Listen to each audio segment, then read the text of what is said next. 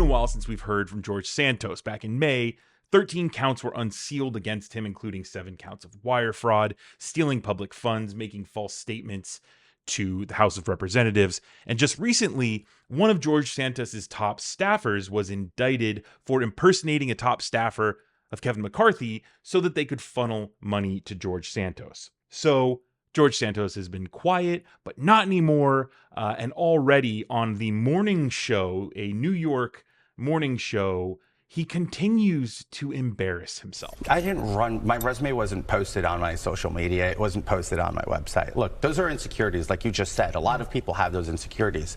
Actually, studies point that most people lie on their resumes. It's just, unfortunately, it's the reality. Yeah, but you lied about everything. Well, not true, right? You lied about your mom. No, not true either, but I never said my mother died on 9/11. I never said that. That was never said. All that people like to say is, oh, you killed your mother twice. That's not true. I mean, my mother was my best friend. She was when I lost my mother, it was the hardest thing for me in my life. And it's really painful when you see people trying to say, oh, you killed your mother twice. No, I didn't, right? Of course. But you did say that she escaped out of the South Tower during 9/11. My mother was in downtown Manhattan in the South Tower the day of 9/11, made it out. That is fact. And then all this stuff keeps coming up saying that it's not true. I have receipts to be able to prove that that's true. I mean, I was here. I was 13 years old. How would I be in New York and my mother now? I like how George Santos talks about receipts because, George, we also have receipts which include your own tweets saying that 9/11 claimed my mother's life.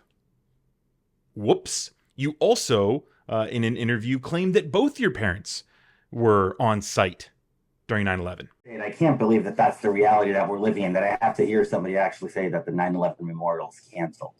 The same memorial where many New Yorkers, Long Islanders, even New Jersey and Connecticut residents perished. First responders, law enforcement, everybody, people working the towers and media people, everybody just perished. And I get emotional. My parents were both down there the day of the attacks, and fortunately, none of them passed. But to see that the families of those who lost their loved ones will be recused from having a ceremony, which, like you said, is part of their support group, taken away from them, just strikes to me as a very foolish attempt of Cuomo and the left trying to erase that history, that very recent history that a lot of us saw. All of us alive, most of us alive today saw, millennials inclusive. I was 14 at the time. Well, we know when George Santos's mouth is moving, he's lying.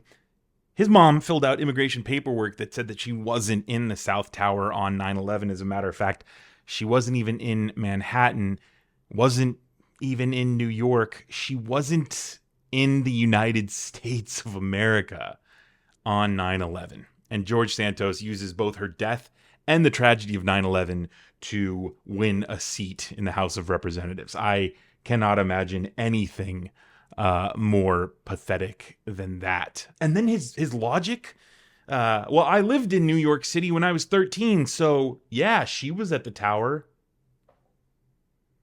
So all 13-year-olds who lived in New York City, their parents were at the towers, George. I mean, come on. Ridiculous.